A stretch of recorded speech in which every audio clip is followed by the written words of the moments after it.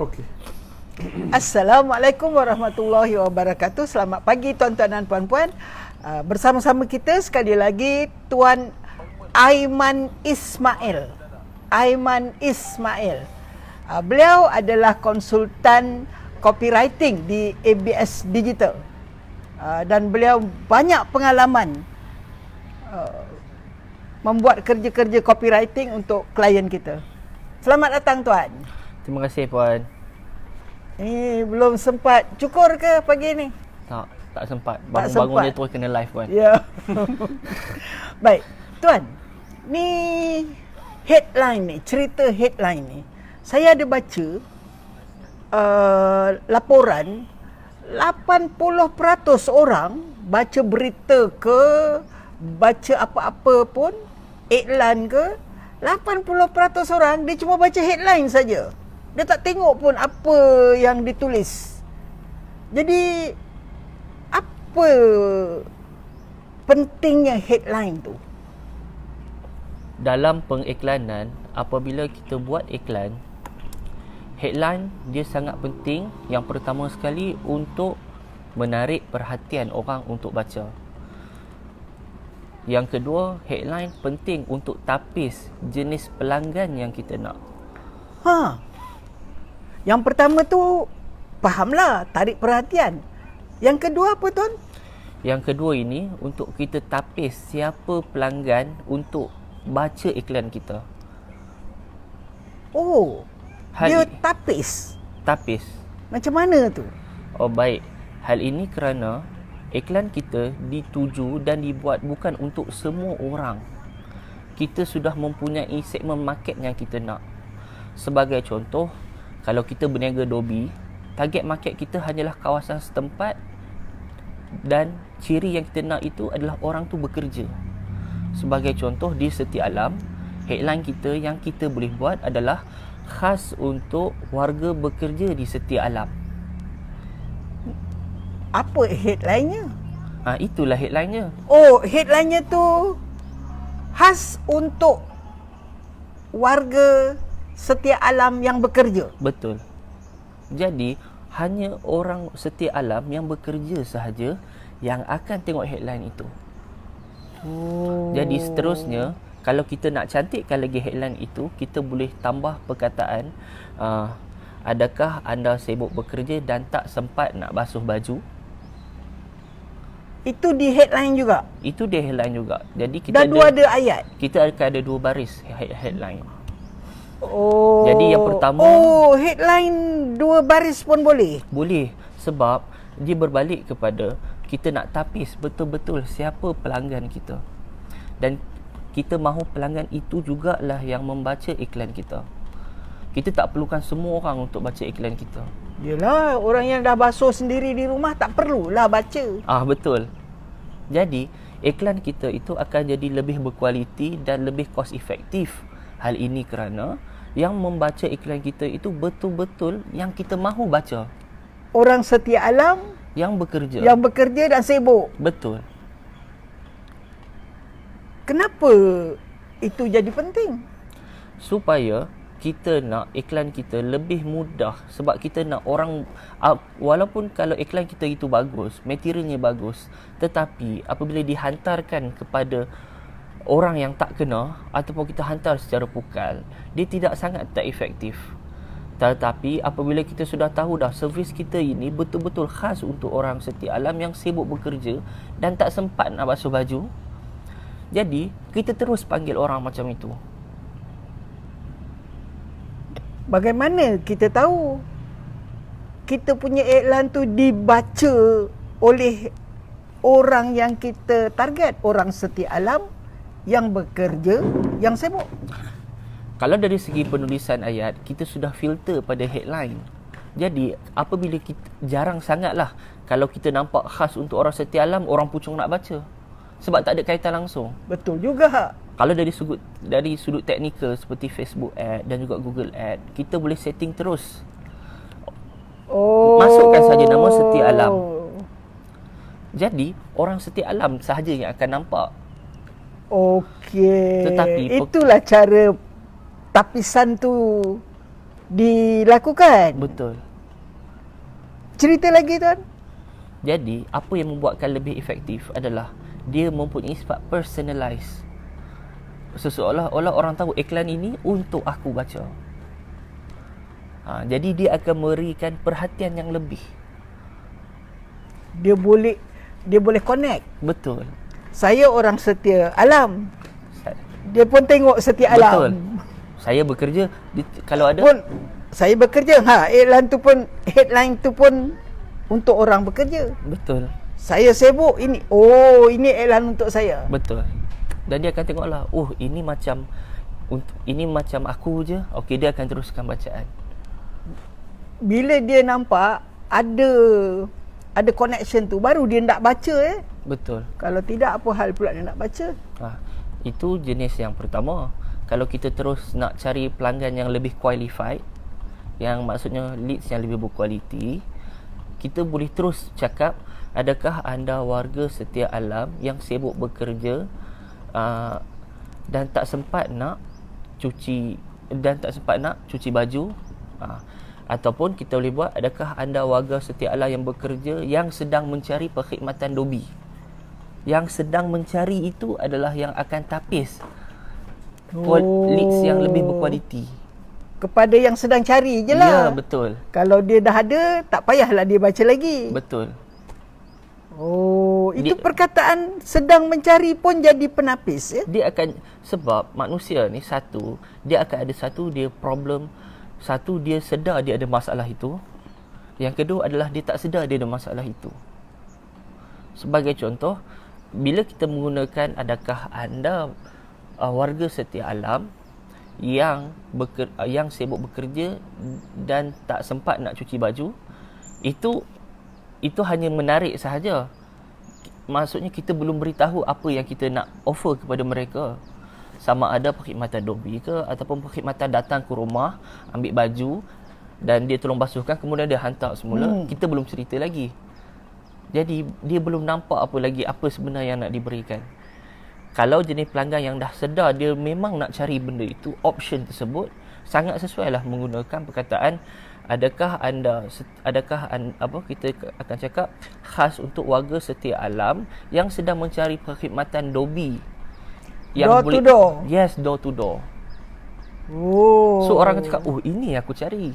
Yang door to door ni. So dia akan terus tapis dengan lebih cepat. Jadi proses closing akan jadi lebih mudah. Kalau nak lebih mudah, kita terus beritahulah proses dan harganya dalam copywriting itulah secara total. Jadi orang akan terus buat keputusan nak ambil lah. Kalau dia contact, sama ada dia nak clarifikan dia punya feel ataupun dia nak terus sahaja beli. So headline tu sangat penting untuk filter jenis customer. Ya, sebab 80% orang dia cuma baca headline. Itu laporan yang saya baca. Betul puan. Kajian. Itu pun disebabkan kebanyakan pelanggan adalah jenis scanning. Ya, dia scan. Istilahnya dia scan. Jadi mana yang besar-besar tu dia tengok lah. Dan dia scan headline. Sebab itu yang paling besar sekali. Ya. Dan itu adalah perkara pertama yang dia nampak. Ya. Jadi untuk headline yang nak jadi lebih bagus, perlu disokong oleh visual yang bagus juga. Sebagai contoh, poster pun terus mention apa yang headline kita tulis. Kalau video pun apa yang headline kita tulis. Tambah-tambah pula dengan persaingan orang tengok iklan satu hari sampai 200, 300 iklan satu hari orang tengok. Macam mana cara yang akan menarik perhatian adalah kita panggil terus. Tuan kata panggil terus tu apa maknanya? Maksudnya panggil, warga setia alam sibuk bekerja, datang sini. Itulah panggil ya. Panggil terus. Tak adalah. Dengan kalau macam anda sibuk basuh baju, anda sibuk bekerja, itu satu Malaysia. Ya, betul. Kedai kita di Setia Alam. Betul. Oh. Apa lagi pentingnya headline ni tuan? Kenapa yang saya bacalah dia beri 1 jam 50 minit tu gunakan untuk buat headline. Betul. Karang headline. Kalau kata ada bajet RM100, RM80 mesti dihabiskan untuk buat kajian untuk tulis headline. Tuan ni sebut buat kajian untuk buat headline. Betul. Kajian apa? Sebagai contoh, mula-mula kita nak mengkaji, yang pertama sekali adalah siapa pelanggan kita yang kita nak serve. Yang kita nak panggil tu. Yes, yang kita nak panggil tu. Lepas tu yang kedua, kita nak kena tahu apa ciri-ciri mereka pula. Oh, sibuk bekerja. Lepas tu mereka ni duduk di mana. Lepas tu apa masalah yang buatkan mereka tak, apa masalah yang utama yang kita betul-betul boleh bantu. Oh, tak sempat nak pergi kedai Dobi.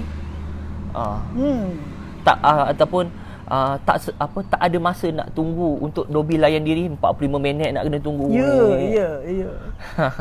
Lepas tu apa yang kita boleh offer, dari situ kita boleh create solution. Sebab pada headline juga kita boleh buat headline yang terus terangkan apa solusi yang kita boleh beri. Dalam headline Terus beritahu. contohnya tuan. Sebagai contoh, kalau kita nak buat headline bagi kes Dobi tadi, kita akan cakap khas untuk warga Setia Alam, kami sendiri yang akan pergi ke rumah anda, ambil baju, basuh dan hantarkan semula kepada anda sebelum pukul 6 petang. Maksudnya beritahu terus. Tapi yang penting asalkan awal-awal tu kita tahu kita nak panggil siapa. Khas untuk warga Setia Alam yang sibuk bekerja, kami sendiri yang akan pergi rumah, ambil Dobi kat situ, ambil baju, basuh. Kalau perlu striker, ikut package lah. Kita boleh ceritakan. Ya. Maknanya headline ni dia bukan hanya dah tepat siapa yang nak dipanggil. Betul.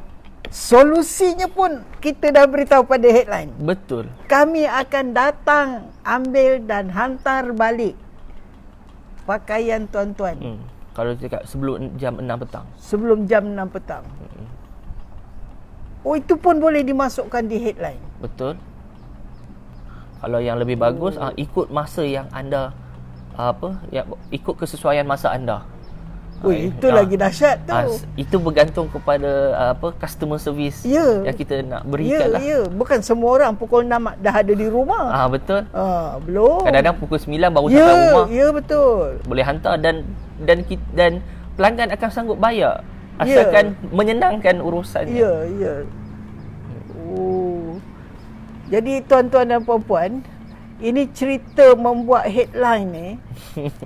Tuan Aiman kata seandainya kita ada 1 jam, 50 minit tu gunakan untuk mengarang headline. Dan kalau seandainya kita ada RM100, RM80 digunakan untuk buat kajian.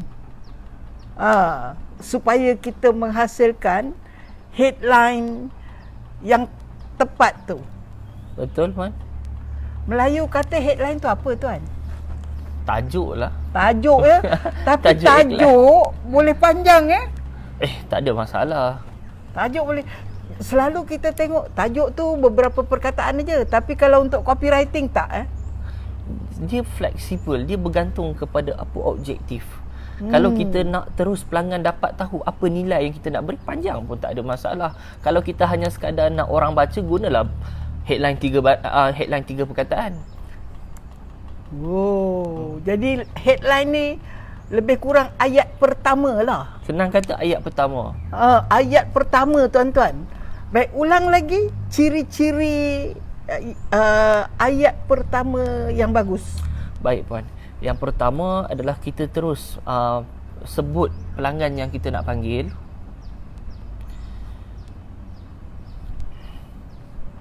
Yang kedua, kita boleh highlightkan apa masalah ataupun apa yang mereka sedang cari. Yang ketiga, kita terus berikan apa solusi yang kita boleh berikan kepada pelanggan kita. Itulah dia. Dalam ayat pertama headline tu mesti sudah jelas siapa pelanggan yang kita nak panggil. Betul. Kalau orang Setia Alam, sebut Setia Alam. Sebut Setia Alam. Kalau pekerja kerajaan, sebut pekerja kerajaan. Oh, itu orang yang kita nak panggil. Betul. Sebab berbalik kepada yang dimaksudkan dengan kajian, kita semestinya kita takkan tahu apa yang bekerja yang paling banyak respon. Jadi kita kena banyak pecahkan. Satu mungkin suri rumah, mungkin guru, mungkin pekerja bank, mungkin swasta. Lepas tu itu baru dipecahkan kepada segmen pelanggan, belum dipecahkan lagi yang jenis bentuk masalah. Tak ada masa, tak sempat nak tunggu di kedai dobi. Ya. Bila dipecahkan, kita boleh, penghasilan yang akan keluar tu bukan satu. Dia sebanyak mungkin headline yang kita boleh buat keluarkan. Hui. Macam tu Betul. Sebab headline ni apabila kita nak panggil tu, dia macam umpan. Ya. Kita nak tengok umpan mana yang mengena dan yang paling banyak orang respon. Itu pun nak kena di testing juga. Sebab itulah buat iklan ni bukan tekan-tekan. Bukan tulis-tulis je. Oh, kena testing juga. Kena testing. Headline yang mana? Iya, betul. Yang menghasilkan leads. Betul.